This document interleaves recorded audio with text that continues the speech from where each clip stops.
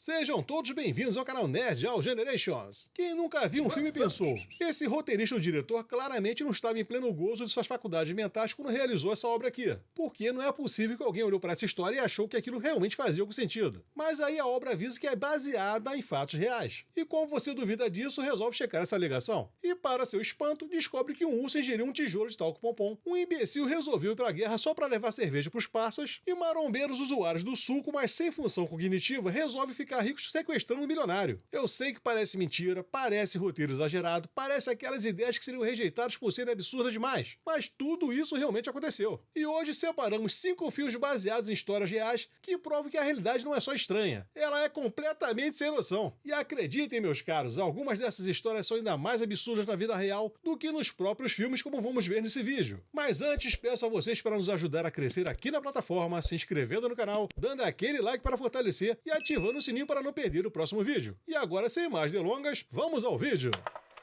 Operação Cerveja. Esse foi lançado em 2022 e é dirigido por Peter Farrelly, que junto com seu irmão Bob Farrelly nos agraciou com comédias celebradas como Debbie Lloyd, Quem Vai Ficar com Mary e Eu Mesmo e Irene. O roteiro foi escrito pelo próprio Farrelly, junto com Brian Curry, que também coescreveu e produziu o filme Green Book, de 2018, que levou 3 carecas dourados para casa. Melhor filme, melhor ator coadjuvante e melhor roteiro original. E adivinhe quem foi o diretor? E também quem ajudou no roteiro foi Pete Jones, que já roteirizou filmes para Farrelly como Rick Stanick e Passe Livre. O filme conta até com um elenco interessante, Zac Efron, Russell Crowe e Bill Murray. Ele foi lançado pela Apple TV, o que já explica porque muita gente nem percebeu que isso aqui existe. A história é baseada no livro The Greatest Beer Run Ever, escrito pelo próprio John Chick Donoghue, um nova-iorquino ex-fuzileiro e marinheiro mercante, que em 1967 teve a ideia mais estúpida e genial possível, atravessar o mundo em plena guerra do Vietnã, só para entregar cerveja para os amigos que estavam lutando lá. Sim, cerveja. Não suprimentos, não cartas, mas cerveja. O cara poderia ter feito uma parceria com uma churrascaria e levado uma picanha na brasa também para fechar bonito. Mas, e antes que você pense que isso aqui é roteiro forçado, vale dizer, essa história já tinha sido contada antes no mini documentário, com o mesmo nome. Um curta de cerca de 12 minutos que mostra o próprio Chick contando essa loucura, com fotos reais e contexto histórico, e sendo patrocinado pela própria marca de cerveja que ele levou. Ou seja, não é delírio coletivo de roteirista, isso realmente aconteceu. E talvez o documentário seja até mais absurdo que o filme, justamente por não tentar suavizar nada. E agora vamos para a história do filme que começa em 1967 em Manhattan, onde John, também conhecido como Fred Mercury da Shopee, está há 3 meses desempregado charopando na faixa em um boteco lotado sem querer nada com a hora do Brasil. No dia seguinte, Simandrião tem a notícia que um amigo da irmã foi para a guerra do Vietnã e já virou lenda assim que chegou. Quando ele vai no velório, descobre que seu melhor amigo Tommy está desaparecido no meio da zona e tem um flashback dos bons momentos com o cara. Ele se encontra com a turma no boteco e começa a escutar todos falando do perrengue dos soldados do Vietnã, até que o ex-coronel dono do boteco diz que gostaria de levar umas geladas pra galera. E o animal do John, sob o efeito do suco de cevada, tem a brilhante ideia de prometer que vai transformar esse desejo em realidade. Meus caros nerds, existem coisas que não se deve fazer quando estiver charopado. Dirigir, elogiar a sogra, postar nas redes sociais e principalmente não prometer ir pra guerra se arriscando a levar pipoco só pra levar breja pra galera. Que sirva de lição. No dia seguinte, já sobre sabendo que fez caquinha, os vizinhos começam a mandar coisas para ele entregar aos parentes no Vietnã. E o cara aceita o destino e vai. E esse maluco caça o navio para levá-lo até o olho do furacão. Chegando lá, ele pede 3 dias de dispensa ao capitão, inventando que precisa achar o seu irmão e avisar que o padrasto morreu. Tudo só para levar a serva pra galera. E o capitão cai facinho na conversa.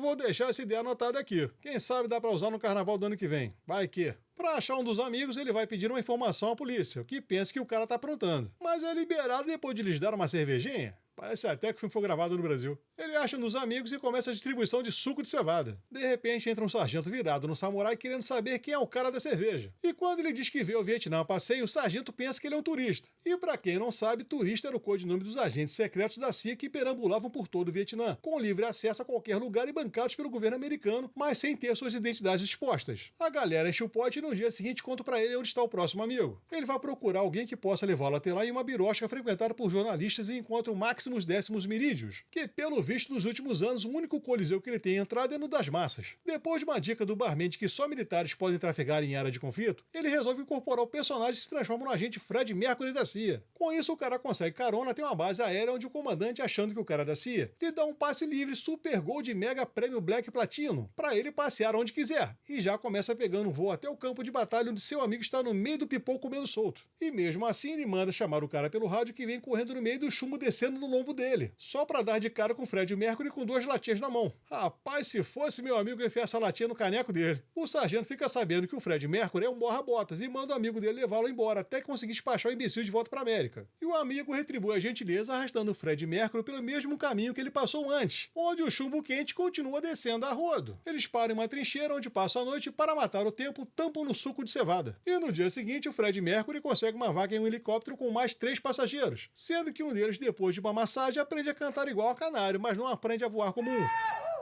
Fred Mercury fica abismado com a situação e, na hora de descer na base, é perguntado pelo outro colega de voo com a sua agência de viagem. E ele responde que foi a Stala Bagos Turismo. O Fred tenta conseguir outro voo para chegar no seu navio, só que o outro turista está desconfiado e com razão, e resolve armar para ele. O Fred, vendo a arapuca formada, pula fora da base e se mete no meio do mato, quase sendo atropelado por uma manada de paquidermes. Mas, por sorte, ou ao meu ver, por conveniência de roteiro, ele encontra outro dos seus amigos no meio do nada, que dá uma carona até um helicóptero que o leva até o porto. E adivinha só? Ele perdeu o navio que teve de vazar mais cedo para evitar o pau comendo na região. De volta a Birosca, ele reencontra o Maximus, que divide um goró com ele até que começa a queima de fogos de Réveillon. Os dois vão para a pista com o Maximus tirando fotos e o Fred Mercury com o anel de couro enforcado que não passa um suspiro, tentando fugir da chuva de pipoco que vem de todos os lados, inclusive com fogo amigo de um blindado fazendo buraco no muro da embaixada americana.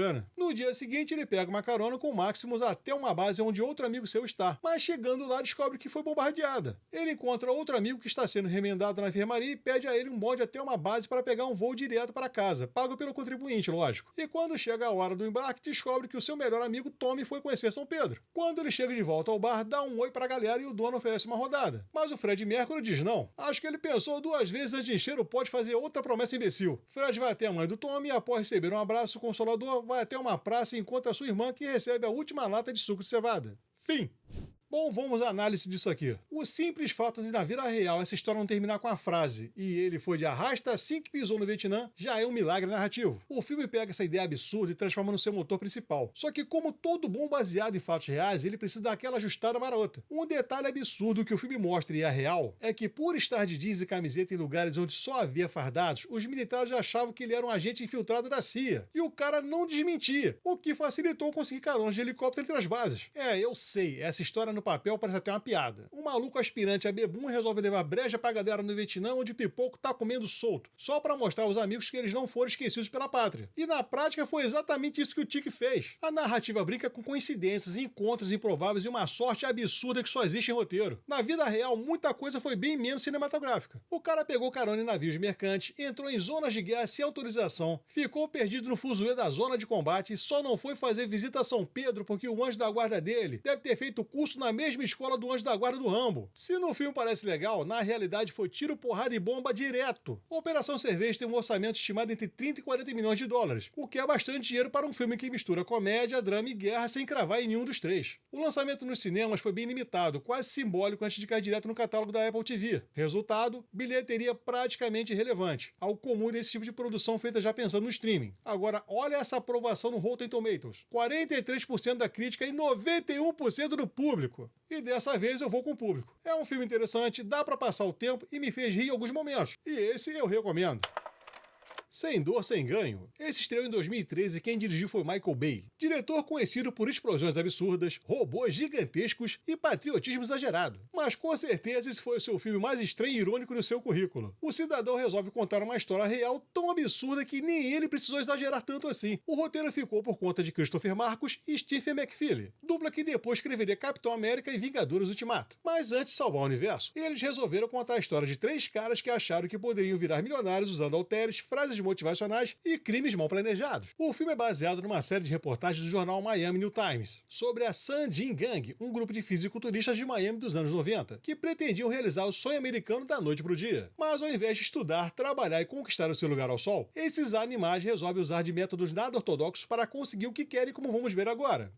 Aqui acompanhamos a história de Daniel, um personal trainer que trabalha na academia Pele e Osso para ganhar o suco de cada dia, quer dizer, ganhar a vida. Ele tem na cabeça a ideia do sonho americano a ser conquistado por sangue, suor e lágrimas, contando que não sejam as dele. Esse cara aí no passado já deu um golpe enganando alguns velhinhos para se dar bem, mas acabou condenado pela safadeza vendo o sol nascer quadrado por algum tempo. Ele conhece na academia o Monk, que aqui é um ricaço charopento metido a besta que acha que em uma semana vai ser desse chassi de grilo aí para o shape do Arnold. E esse animal fica desdenhando e passando o mapa da mina explicando como ele chegou a milionário. cenário, o que faz o Daniel começar a recalcular a rota. O cidadão aí gasta tanta farpela com suplementação que não sobra um único tostão para pagar as contas. E o cara tem a brilhante ideia de dar uma volta no xarope pegando todo o dinheiro dele e deixando o abestado mais liso que boca de banguela. Mas para isso ele precisa de mais 2 na logística para o plano funcionar. Então ele chama o Falcão, que já trabalha com ele, e o Adão Negro, que veio pedir emprego depois de passar umas férias no Chinidró. E acabam formando a Liga Bombada. Cara, quem diria que a Marvel e a DC já tinham se encontrado anos atrás. No começo os dois até não querem participar, mas o Falcão, de tanto usar o suco, sente que toda vez que vai ao banheiro fazer o número 1 é como enterrar um amigo, porque ele se sente pegando no morto. E para ressuscitar o defunto, ele precisa de dinheiro para o tratamento. Já o Adão Negro vai precisar de grana para arrumar um lugar onde ficar, porque ele acabou botando o padre da igreja onde ele morava para dormir depois que o cara tentou rezar o terço com ele. Com isso, juntou a fome com a vontade de comer e os três começam a arquitetar o plano. Na primeira tentativa, eles vão de cosplay de CS até a casa do xarope, mas não conseguem nada porque havia um jantar com convidados e o plano da Xabu. Na segunda, vai um alien tentar abduzir o xarope, mas erra o carro do Monk no estacionamento. E finalmente, na terceira, o ninja da Shopee consegue colocar o Monk na caçapa do furgão e levam ele até um prédio abandonado, com foco de tétano até o teto, onde o xarope descobre que quem está fazendo isso com ele é o Daniel, só pela catinga do perfume. Eles apertam o xarope dando um tratamento completo, mas o cara parece ter feito o curso Rambo de resistência a carícias hard e não conta nada pro trio. O Daniel, vendo que não vai conseguir fazer o cara colaborar, resolve levantar uma papelada para passar todos os bens do Monk para ele. Mas para isso ele precisa da assinatura do xarope, que resolve ajudar por livre e espontânea pressão, e de um tabelião para carimbar o calhamaço. E por coincidência do destino, o dono da academia Pele e Osso, que está à beira da falência, também é tabelião. E ele aceita mandar o carimbaço por uma farpelinha para não fechar as portas. Pronto, papelada em dia, bens transferidos, dinheiro na conta, tudo resolvido. Agora é só o trio maromba curtir a vida, certo? Errado! Os três animais agora têm que resolver a ponta solta, ou seja, passar o Monk. Para isso, eles enchem o pote do cidadão de Amarula e porram um carro com ele dentro. Tacam fogo nele, atropelam e ainda param a viatura em cima da cabeça do xarope. E achando que o serviço zerou, o trio maromba vaza dali. E mesmo esmagado como uma barata, o Monk ainda está ali, respirando e firme igual um prego na areia. Porra! Editor, esse aí merece selo Highlander, manda ver. There can be only one. O Monk vai pro estaleiro do SUS e a polícia não acredita no cara, porque ele foi encontrado com uma intoxicação alcoólica aguda e com alguns objetos suspeitos dentro do carro. Vendo que a polícia não vai investigar nada, ele entra em contato com o detetive Ed para ajudá-lo. O trio maromba descobre que o Highlander ainda respira e parte para o estaleiro terminar o serviço, e descobre que o cara se mandou e a polícia cagou para ele. Ou seja, não tem processo contra eles. E os três aproveitam para curtir e gastar como se não houvesse amanhã. Nesse meio tempo, o detetive Ed vai fazer uma aula na academia e Daniel fica com a pulga atrás da orelha com ele. E como amanhã sempre chega, o Adão Negro e Falcão ficam desprovidos financeiramente. Mas o primeiro a tentar a sorte foi o Adão Negro, que resolveu meter um carro forte. Então, crianças, saibam que o abuso de talco pompom faz você ficar apenas com 2 neurônios, o Tico e o Teco. E quando eles resolverem sair na mão dentro da sua caixa craniana, acontece esse tipo de situação aqui.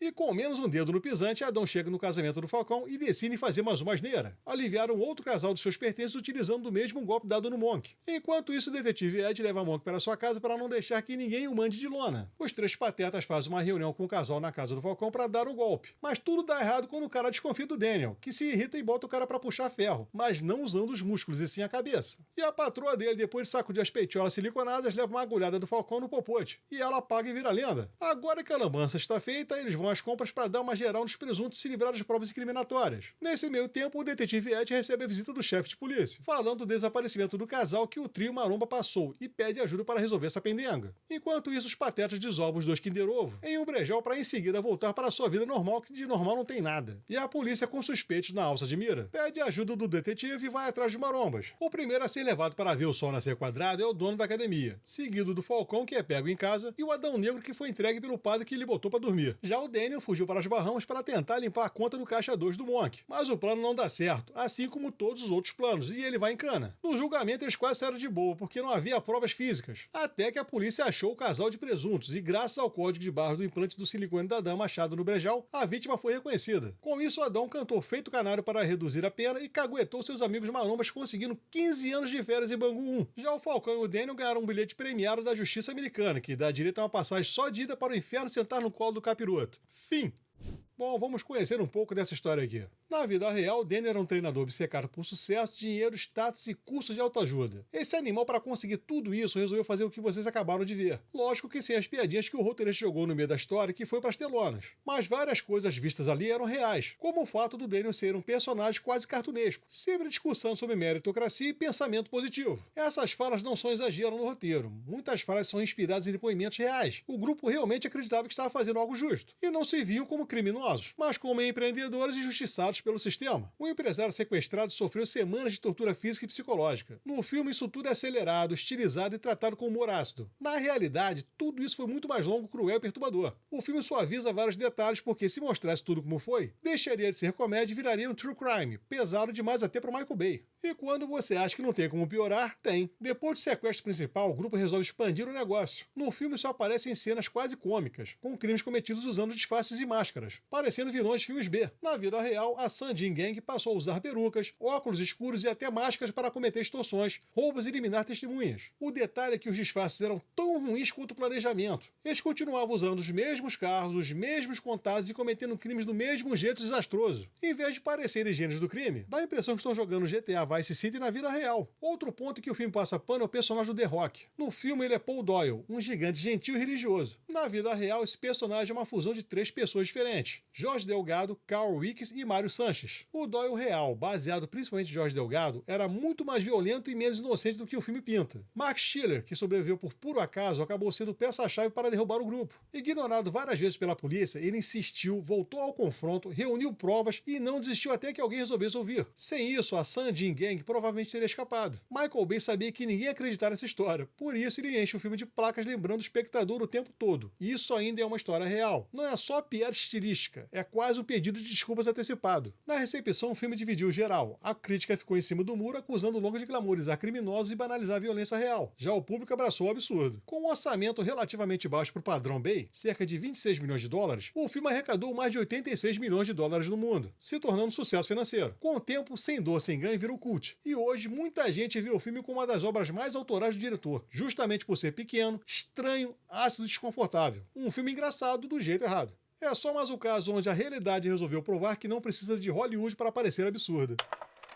O Urso do Pó Branco. Esse estreou em 2023 e já chama atenção logo de cara pelo título, porque basicamente já entrega tudo que você precisa saber. O filme foi dirigido por Elizabeth Banks, que além de ter dirigido esse aqui, dirigiu A Escolha Perfeita 2, que foi um sucesso financeiro. E dirigiu O Ruim que Dói as Panteras, fora ter atuado na trilogia do Homem-Aranha de Sam Raimi, interpretando Betty Brant, que pra mim merecia mais tempo de tela nos 3 filmes da franquia. Ela também interpretou a Rita Repulsa na versão para o cinema dos Power Rangers, que é de doer a vista, galera. O roteirista é Jimmy Warden, cujo único roteiro que tinha feito com um pouco de repercussão antes do Urso foi a Babá, a Rainha da Morte. E pelo que eu vi aqui, eu imagino que ele olhou para uma nota de rodapé bizarra de um jornal pasquinha americano e pensou: isso aqui dá um filme. E não é que deu? O elenco mistura gente séria com total falta de compromisso. Kerry Russell, Alden Ehrenreich, Ray Liotta em um de seus últimos papéis, além de Margot Martindale. Essa tem 3 Grammy Awards e uma bagagem de interpretação que ajudou a salvar esse filme aqui. A história é baseada em um evento real que aconteceu em 1985. O distribuidor de farinha Andrew Thornton II, que na vida real ironicamente era um ex-agente do combate às substâncias não reguladas pela Anvisa americana, estava sendo seguido pelas autoridades americanas e, para não ser pego, jogou fora sacos de farinha batizada de um avião e saltou com 34 quilos dessa farinha presos ao corpo. O paraquedas não abriu e o cara virou pizza ao atingir o solo em um quintal no Tennessee. Parte do talco que ele jogou do avião caiu uma floresta e um urso acabou achando e comendo uma quantidade absurda da farinha especial. E essa história se tornou o filme que vamos ver agora.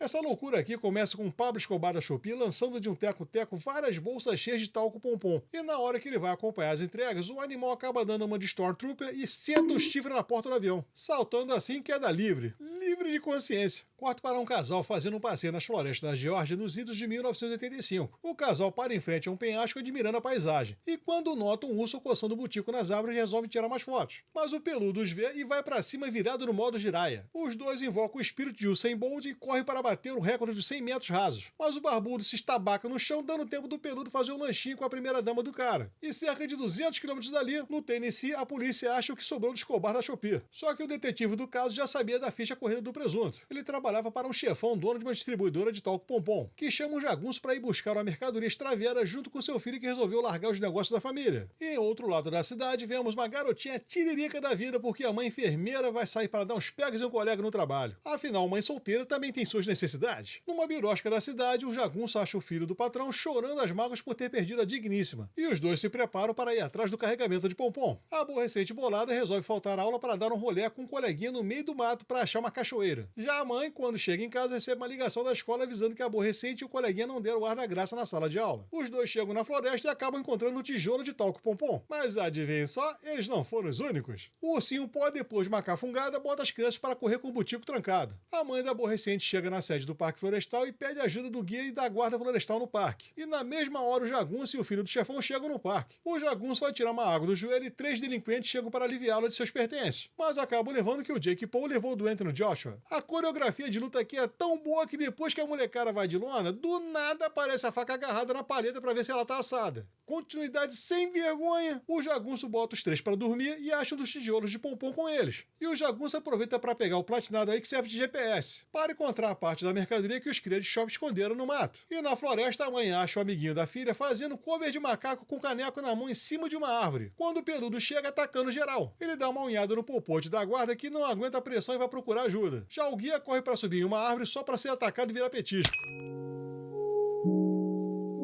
A enfermeira e o coleguinho da filha aproveitam a deixa para vazar dali antes que o ursinho pó resolva querer sobremesa. A guarda volta para a sede para recarregar o pau de fogo, mas encontra 2 meliantes da surra do banheiro pedindo uma ambulância fazendo a limpa no caixa. E o ursinho pó chega querendo zerar a vida da galera. Do outro lado da floresta, a mãe e o coleguinha estão tentando achar a aborrecente seguindo uma pista de tinta deixada por ela no chão. Voltamos para a sede, onde vemos a ambulância chegando e encontrando a guarda respirando mal e porcamente o que sobrou dos meliantes. O peludo aparece e vai para cima, e a galera com o butico que não passa nem Wi-Fi consegue entrar na ambulância e pegar a pista. Mas o ursinho pó vai atrás a milhão e consegue uma única tacada voar para dentro da ambulância, esmirilhar a guarda no asfalto, fazer um lanche com um socorrista e transformar a motorista em estatística de trânsito. E esse aspirador de pó ainda consegue sair serelepe inteiro do local do crime. O delegado chega na floresta e acha a bolsa com o talco que os delinquentes esconderam. E quando o trio calafrio chega, dá de cara com o detetive que, para mostrar que não está de brincadeira, arranca o mindinho e o pai de touros do jagunço utilizando seu pau de fogo. Liga não, jagunço. Se um cara sem o dedo mindinho virou presidente, você agora sem 2 pode virar imperador da galáxia. E para melhorar ainda mais a situação, recebe a visita do ursinho pó zuretão que apaga em cima do chefão. Em outro local no meio do mato, a mãe do aborrecente e o coleguinha encontra o barbudo, agora viúvo, que diz saber onde a aborrecente está e os 3 tocam para lá. De volta ao banzé do ursinho pó, descobrimos que o peludo na verdade é a peluda, porque o filho do chefão está reclamando da perseguida roçando na orelha dele. Ela acorda e sente o cheiro de um tijolo de talco pompom que engole numa caçapada só, e depois vai para cima do filho do chefão, que para não virar lenda é salvo pelo detetive que joga uma chuva de farinha na criatura, que sai dali felizona trincando os dentes. O jagunço não quer ir embora sem a sacola com o talco e pede pro detetive entregar. Ele diz não e toma um pipoco na pança dado pelo chefão, que agora quer saber para onde o urso foi com a sacola cheia de tijolo. O detetive aponta a direção e vai de arrasta. Já o ursinho após está indo para casa com a sacola cheia de farinha. O barbudo viúvo deixa a enfermeira e o coleguinha na entrada da caverna em que a aborrecente está e se manda. E dentro da caverna, a enfermeira encontra a filha e 2 crias da ursinha pó e tentam sair dali indo parar numa cachoeira. O bonde do mal chega na caverna e encontra a galera e uma das bolsas de pompom pendurada no rochedo. Os filhotes da ursa do capiroto levam umas picudas do chefão, mas a mamãe ursa vê e vai pra cima deles. A galera, vendo que vai dar ruim, pula na cachoeira e deixa o chefão na podre que atira a esmo, dando um pipoco no jagunço que vai pra água junto com o filho dele, e aproveita para dar uma caroçada na ursa que se estabaca em uma pedra. O chefão se enrola para pegar a sacola e deixa um tijolo de farinha cair, que estoura ao se chocar nas pedras, fazendo a ursa dar uma última cafungada e ganhar uma vida extra. A ursa vai pra cima do chefão, dá uma unhada nele e serve como petisco para as crias. Já o jagunço e o filho do chefão se safam, a enfermeira e as crianças voltam para casa e a ursa e os filhotes voltam para a floresta, já de olho na sua próxima vítima. Fim.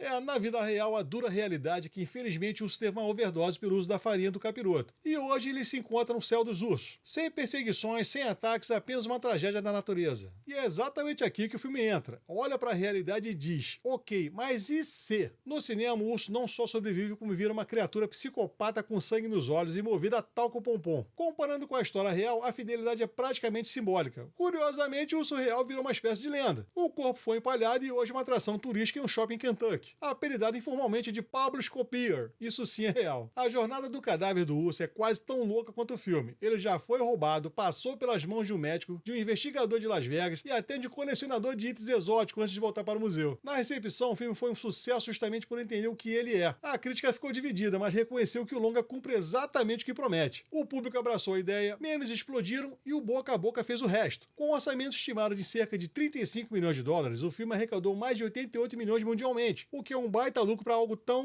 como eu diria, idiota, no melhor sentido possível. No fim das contas, o Urso do Pau Branco talvez seja o exemplo mais claro de como usar a frase baseada em fatos reais do jeito mais safado possível.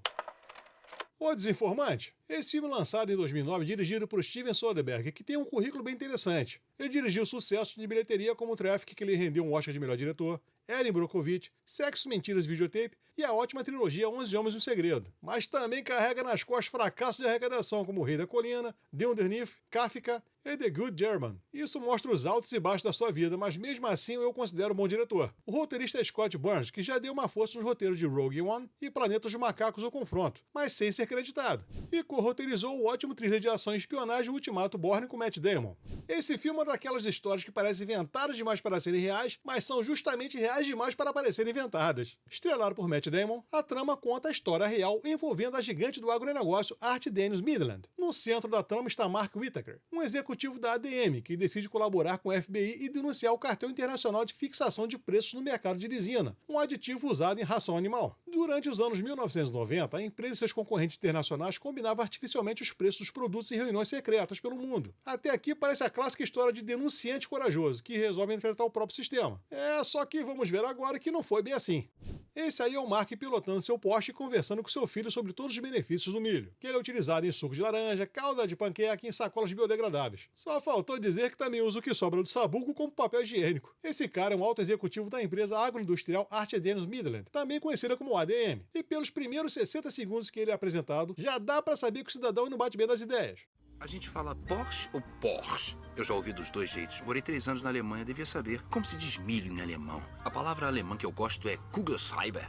É caneta. Tantas sílabas para dizer caneta. Ele chega ao escritório e já de cara tem um abacaxi para descascar. A empresa tem um projeto que usa dextrose do milho, que é um tipo de açúcar monossacarídeo para conseguir extrair lisina, um aminoácido que é utilizado para crescimento rápido em aves de corte. Só que a bactéria que faz essa máscara está sendo contaminada por um vírus fazendo o processo da chabu. E em uma reunião com os diretores da empresa, Mark leva uma torcida nos ovos por não conseguir resolver o problema. E se não der um jeito rápido, vai pegar senha para a fila de seguro-desemprego. Na empresa, vendo os relatórios e viajando na maionese com pensamentos como Touro. É o que os toureiros espanhóis dizem. E é também como os japoneses chamam o sushi de atum. Peixe cru? Quem será que inventou isso? cara, o grau de TDAH desse maluco é imensurável. Depois de conversar por telefone com uma empresa parceira no Japão, ele corre para a diretoria afirmando ter informações dessa empresa que tem alguém colocando um vírus no milho e que quer dinheiro para dar o antivírus para que possa continuar sua produção. A diretoria resolve chamar o FBI para investigar e o Mark se desespera. Aqui já dá para desconfiar que tem caroço nesse angu aí. O cara tá desesperado por quê? Depois da conversa com os agentes, eles resolvem colocar uma escuta na casa do Mark. Ele volta para avisar a esposa que vão receber uma visita do governo. Rapaz, o cara começou o filme numa Porsche e agora chega em casa uma Ferrari? Salarinho bom dele, hein? Só falta descobrir se ele andou fazendo empréstimo para aposentados. Depois que o agente coloca a escuta na linha do Mark, ele começa a cantar Fito Canário sobre um cartel de preços feitos pelos gigantes do setor de alimentos. Não era para investigar a chantagem que a empresa está sofrendo? Não sei não, hein? O FBI agora, com a nova denúncia, coloca escutas no Mark para gravar tudo o que acontece nas reuniões das empresas envolvidas. Só que ele viu que o negócio tá ficando estreito e quer pular fora do barco. O FBI, desconfiado, coloca o Mark para fazer o teste do detector de mentiras. E, para surpresa de 0 pessoas, ele é reprovado vergonhosamente no polígrafo. Esse maluco é o próprio Pinóquio em carne e osso, só que na versão hard. Os agentes dão uma torcida nos bagos do Mark e ele cospe que tudo que disse era mentira, com exceção do acordo de preço. Bicho, esse filho de uma boa mãe, além de ter um TDAH astronômico, também é um mitomaníaco nível ômega. Os caras metem uma escuta no Mark que chega da empresa gravando e inventando chifre na cabeça de cavalo. Mas ele grava reuniões com diretores de outras empresas. E em uma delas quase coloca tudo a perder quando esse animal aí fica olhando para uma das câmeras escondidas além de ficar mexendo o gravador dentro da pasta. Pelo visto, ele também sofre de imbecilidade aguda. E mesmo assim, ele consegue a prova que o FBI precisava para incriminar as empresas do cartel de preços. Sendo que ele fez isso achando que depois que a diretoria fosse pro Shine Draw, ele iria assumir como diretor.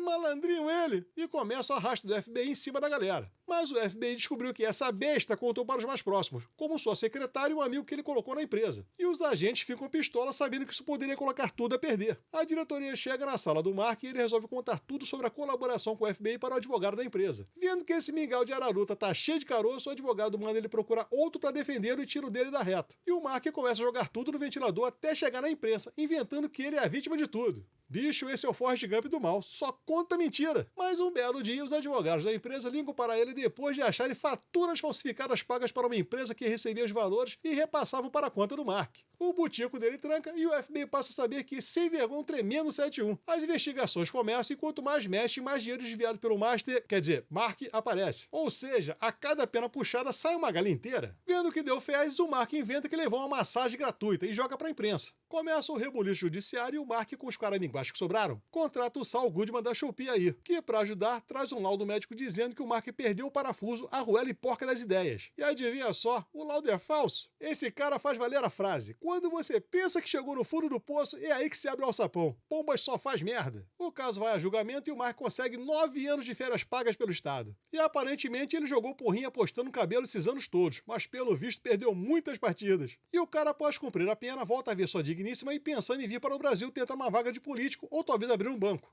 Fim. Na vida real, esse 171 sem vergonha aí ficou quase 3 anos enrolando o FBI. Ele criou empresas fantasmas e simulou contratos inexistentes para desviar dinheiro da própria ADM, além de usar transações internacionais falsas para justificar pagamentos que, na verdade, iam para contas controladas por ele. No total, estima-se que ele tenha desviado cerca de 9 milhões de dólares. Isso, atualizado para os dias de hoje, daria aproximadamente 20 milhões de dólares, que ainda é dinheiro pra caramba. O cara, enquanto ajudava o governo a desmantelar um cartel bilionário, aproveitava para fazer um esquema paralelo contra a própria empresa. Tudo isso debaixo do nariz do FBI. Mark mentia com tanta convicção que enganou até os próprios agentes federais. Quando os desvios vieram à tona, o papel dele mudou completamente. De principal testemunho de acusação, ele passou a réu, e em 1998 foi condenado a cerca de 9 anos de prisão pelos crimes financeiros e ainda se ferrou de verde e amarelo, pegando uma pena maior do que aplicada a alguns dos executivos envolvidos no cartel, que ele ajudou a expor. Ele cumpriu aproximadamente 8 anos e meio. Depois do escândalo, foi revelado que Mark sofria de transtorno bipolar, algo que ajuda a explicar, embora não justifique, o comportamento desse sem vergonha. O orçamento do filme foi de cerca de 22 milhões de dólares, com bilheteria mundial em torno de 41 milhões. Não foi um grande sucesso comercial, mas virou cult justamente por transformar um escândalo corporativo em algo quase satírico, mesmo sabendo que tudo realmente aconteceu. E talvez o mais assustador de tudo seja o fato de que, por anos, ninguém percebeu que o herói e o criminoso eram exatamente a mesma pessoa. Te peguei! Essa comédia estreou em 2018 e é dirigida por Jeff Tonsig, que dirigiu projetos no canal por assinatura americano Comedy Central. Mas esse aqui é o seu primeiro longa lançado nos cinemas. O roteiro foi coescrito por Rob McKittrick, que dirigiu e roteirizou A Hora do Rango de 2005, com Ryan Reynolds, que deu um retorno financeiro razoável, e pelo roteirista e produtor americano Mark Staley. Esse filme foi baseado numa reportagem publicada pelo The Wall Street Journal em 2013. O elenco reúne um time forte: Ed Helms, Jeremy Renner, John Hamm, Jack Johnson e Hannibal Buress. A premissa parece inventada numa sala de roteiristas depois de tornar 3 garrafas de corote. 5 amigos mantêm por mais de 30 anos um jogo de pega-pega que pode acontecer em qualquer lugar, a qualquer momento, durante um mês. Vale invadir escritório, aparecer de surpresa em outro estado e até estragar o casamento do colega. E por mais incrível que pareça, o grupo é real e começou a jogar ainda na infância nos anos 80. E nunca parou. Todo mês de fevereiro, um deles vira o pegador e precisa marcar os outros. O último que sobrar sem ser pego vence o ano. Simples, infantil, comprometido e completamente louco, como nós vamos ver agora. Essa comédia começa com crianças brincando e entra um corte seco onde vemos um marmanjo com pinta de coitado, cara de maluco e muito suspeito pedindo uma vaga de faxineiro em uma grande empresa. E não é que consegue? E de repente o maluco aí aparece com um uniforme de trabalho que consiste em uma vassoura, esfregão, macacão, peruca e bigode. Tá parecendo que ele comprou um kit de fantasia de Saldão em alguma loja do Saara. Se esse cara tá querendo se disfarçar, é melhor fazer algumas aulas com o Ethan Hunt de Missão Impossível. Ele fica stalkeando o presidente da empresa até uma sala de reunião onde ele está tendo uma entrevista e apanhando de uma jornalista falando de cagadas que ele está fazendo nos negócios. E nessa hora o malucão revela sua verdadeira identidade. Esse é o Hugh e o presidente da empresa é o Bob. Eles fazem parte do grupo de crianças que apareceram no começo do filme. E por que Hugh está ali? Bom, esses dois animais aí, quando eram crianças, junto com seus amigos, fizeram uma promessa onde passariam o resto de suas vidas brincando de pega-pega durante um mês, uma vez por ano. E esse sequelado mental vê até o trabalho do Bob passar a vez pra ele. Bob tenta escapar quebrando uma vidraça e vai de lona com a cadeirada voltando no quengo dele. Como pode o dono da empresa não saber que os vidros da sala de reunião são blindados? Depois que o Hugh passa a vez, explica que o único amigo deles que nunca foi pego na brincadeira vai se casar e pular fora do jogo. Bom, pelo menos alguém da patota tem mais de 2 neurônios e cresceu. Só que o plano é pegar o cidadão em um dia bem comum, tipo o dia do casamento dele. Mas que porra de amigos são esses? E pra levar a cabo essa loucura, eles vão reunir toda a tropa pra infernizar a vida do amigo. E a jornalista, vendo que isso vai dar mais repercussão em um tabloide de fofocas do que uma reportagem de jornal, resolve que vai com eles pra cobrir a história. Será que ela não tem nada melhor pra fazer, cara? Tipo palavras cruzadas? Então o próximo amigo a ser cooptado é Randy, que é um grande fã de Snoop Dogg, que está em um apé bem muquifo queimando orégano com seu pai. Quando bate na porta, Ana, a esposa do Hugh, que serve de distração. Mas o maloqueiro saca a cilada e corre, só pra dar de cara com o Hugh que vai atrás dele. Randy aciona o moto Maria Fumaça e foge, mas leva uns tabaco pra em seguida ser pego pelo Bob. E agora os três vão atrás do Kevin, que está em uma consulta psiquiátrica tentando tirar de sua cabeça a paranoia sobre os girombas. Todo tempo pra sentar no peru de alguém. Você tá muito focado no peru dos outros. Mas e o seu? Se eu não pensar no peru dos outros, eles vão entrar e eu não vou nem sentir. Não é possível que não tenha um único cara nesse grupo que não seja normal. E olha onde os amigos estão escondidos, dentro do armário. Eles saem do armário e pegam o Kevin. Lá ele. E dali vão pra casa da mãe do Hugh, bolar a estratégia do plano pra pegar o amigo impegável. Pra conseguir alguma pista, a galera vai até uma birosca onde o dono é um conhecido que topa contar onde o impegável está. Mas só se no próximo ano deixar ele entrar na brincadeira. O amigo impegável chega à noite no salão onde vai ser a festa do casamento dele, onde todos os dois estão esperando por ele. Esse é o Jerry, vulgarmente conhecido como Gavião Arqueiro. A galera vai pra cima dele que dá maçã nessa cambada de trouxa, mas parece que tudo isso aqui foi coreografado pelo mesmo cara que fez o Sherlock Holmes do Robert Downey Jr. Depois bloquear seu jab.